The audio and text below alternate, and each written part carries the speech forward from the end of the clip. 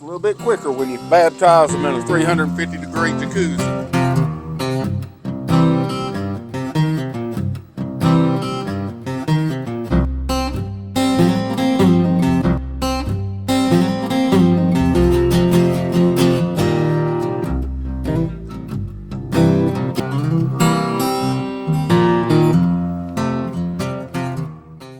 Welcome back to another episode of Rob Reacts.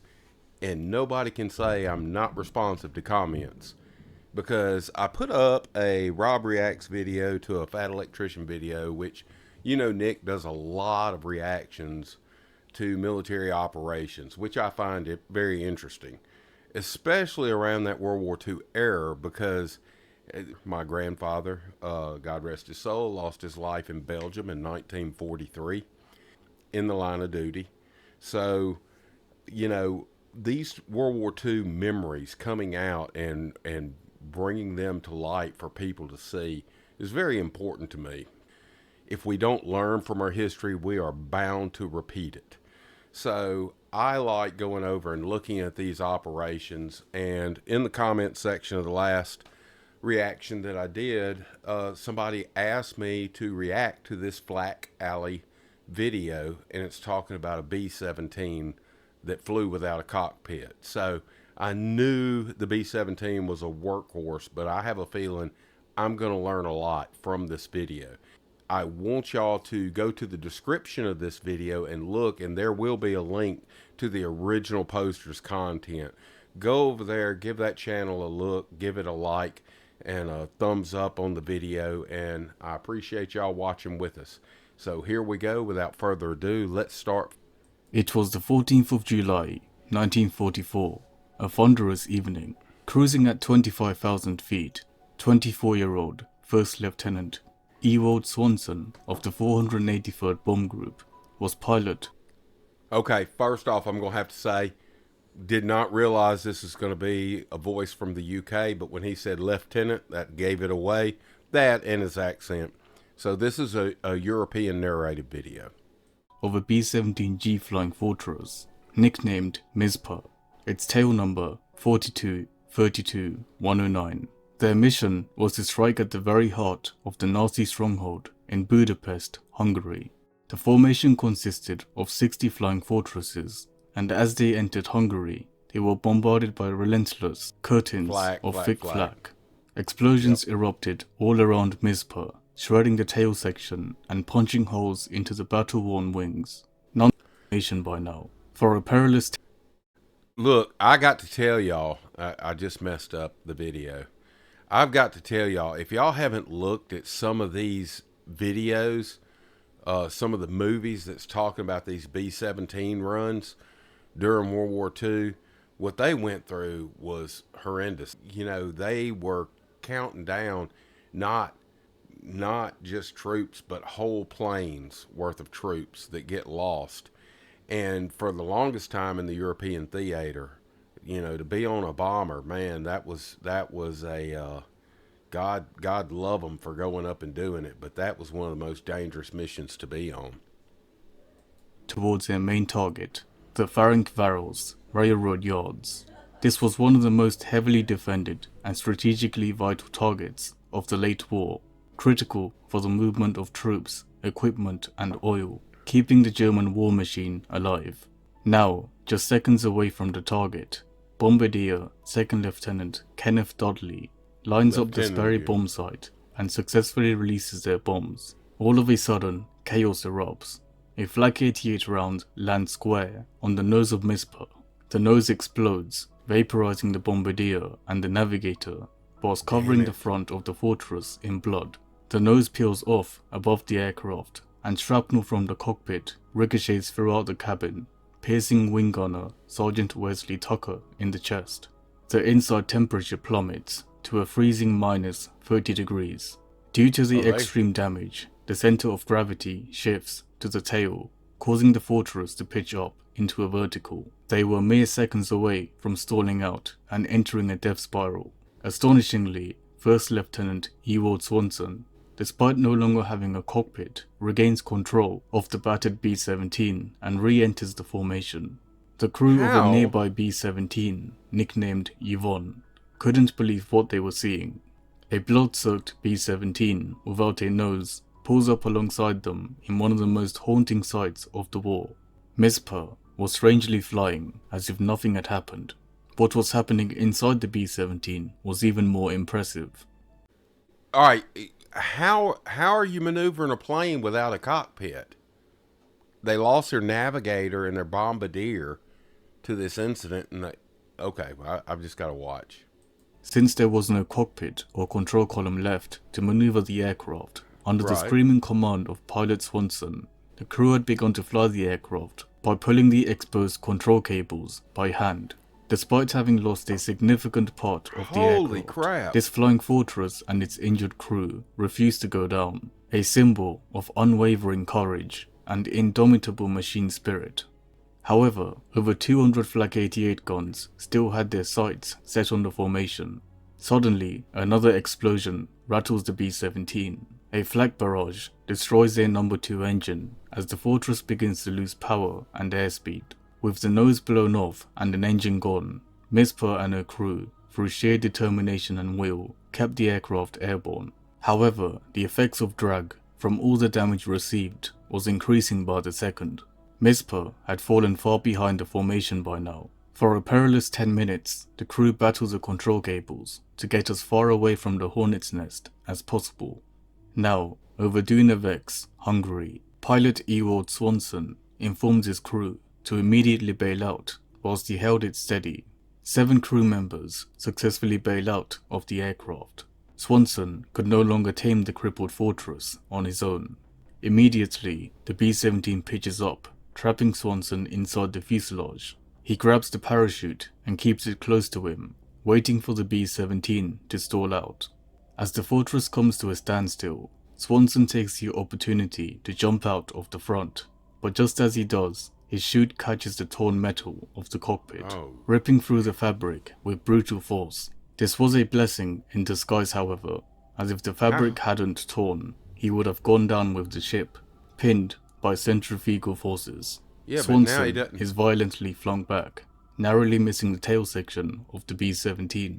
The young pilot momentarily passes out, whilst falling out the sky from 20,000 feet. When he opened his eyes, he was seconds away from hitting the ground. First Lieutenant Ewald Swanson immediately opens his parachute, but notices that it had sustained significant damage. The chute was not slowing him down enough for a safe landing. The landing was going to be brutal, one that he was unlikely to walk away from or even survive. By sheer luck, on the way down, he spots what he believed to be an enemy POW camp in the middle of a dense forest. Swanson positions himself on top of the trees by the camp, hoping it would break his fall. Several seconds later, he crashes into the dense treetop. First Lieutenant Swanson suffers a broken left leg alongside deep tissue cuts from the tree branches. Against all odds, he survives the landing. The German medics of the POW camp quickly spot Swanson's body in the brush and recover him.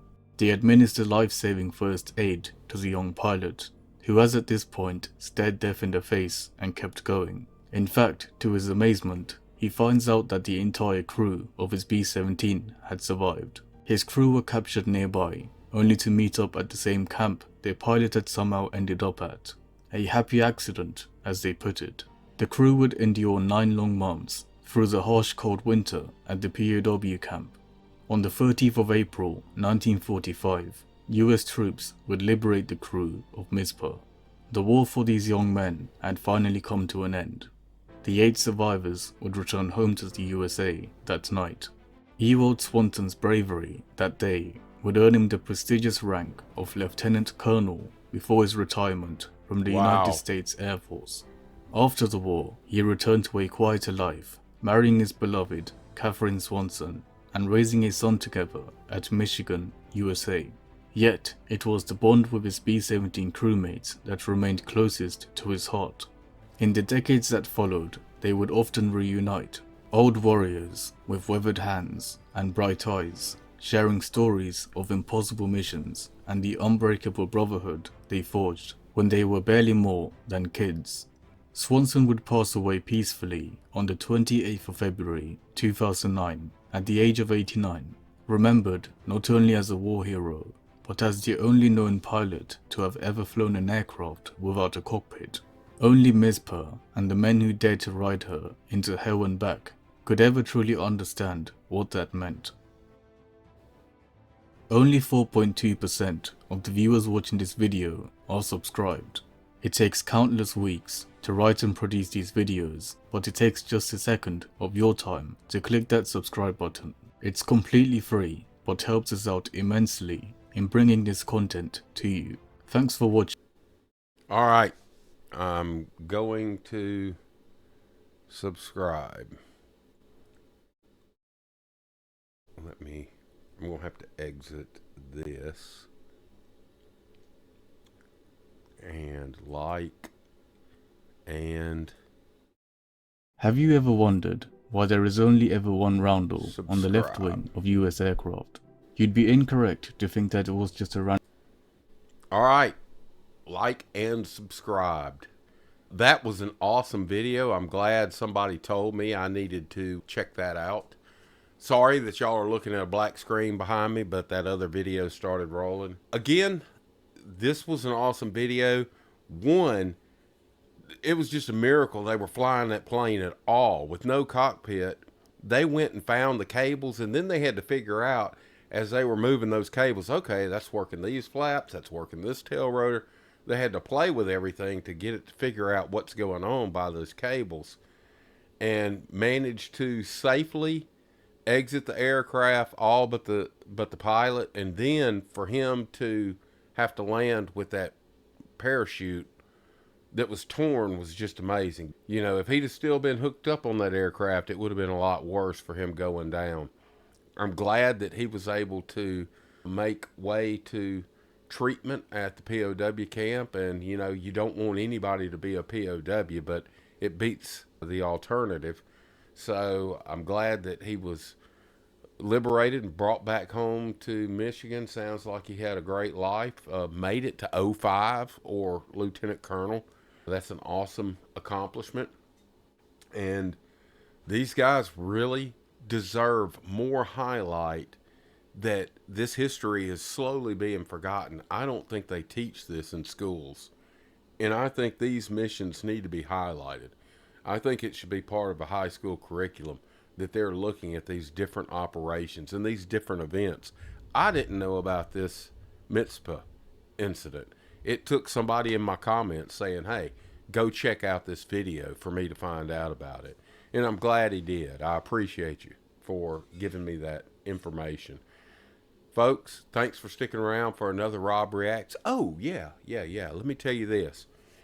If y'all don't know, Brandon Herrera of the Unsubscribed podcast, if y'all watch the Unsub podcast, is running for Congress again. Always a pleasure to see a young man that is interested in actually serving the country, not going up to get a paycheck for the rest of his life. And that's what this young man's talking about. If you go to Brandon Herrera's channel, you can see his announcement where he is running. And if you would, please consider going to BrandonHerreraForCongress.com and making a donation, because, you know, you hate saying that, you know, politics is money, but it really takes money to drive politics to get folks elected. This is his second run. He ran a year and a half ago, and when he ran, he was running in a primary against a sitting incumbent congressman for his area. Took him to a runoff, and in that runoff, he lost the runoff. He lost it by less than 1%. He lost by 406 or 7 votes. It was ridiculous how close he got. And this is a huge district, District 23 over in Texas. Huge district. So he said, okay, well, I'm done. I can go back and be, you know, my gun building YouTube channel creator self and you know, make a comfortable living doing that. He's going to take a pay cut if he gets this congressman job, but he's willing to do it. Now, that's what I call service. That's service. That's the way it was meant to be. Folks, thanks for sticking around this long into this video. If you've made it this far, please consider mashing that like button. Go ahead and click the subscribe. And look, there's a bell over on the other side, a notification bell. If you do that, you'll see as I post these videos. Y'all come back and see us again in the future. Always a pleasure having y'all. Take care. Have a great week.